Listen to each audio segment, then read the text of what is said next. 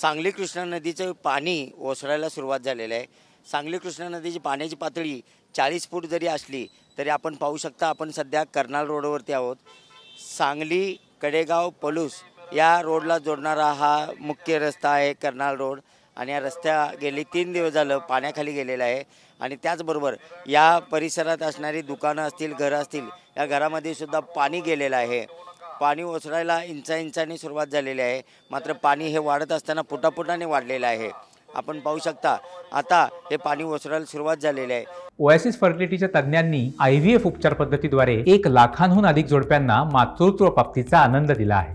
मोफत appointment book करण्यासाठी आजच संपर्क साधा। त्याचबरोबर आपण या दुसऱ्या बाजूला मी कॅमेरामॅनला सांगेन या ठिकाणी पाण्यासाठी जे लोक येत असतात गर्दी करत असतात त्यांना सूचना देण्यासाठी महापालिकेच्या वतीनं या ठिकाणी सातत्यानं गाडी लावण्यात आलेली आहे आणि ही गाडी येणाऱ्या जाणाऱ्या लोकांना सूचना करत आहे की या ठिकाणी नका आणि सूचनांचं पालन करा।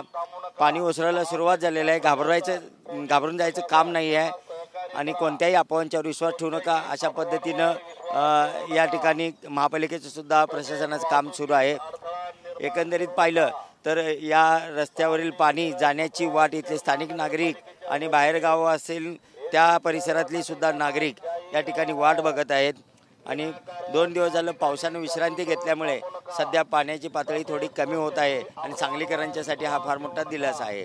कॅमेरामन विक्की सोबत मी शंकर देवकुळे, TV9 मराठी, सांगली।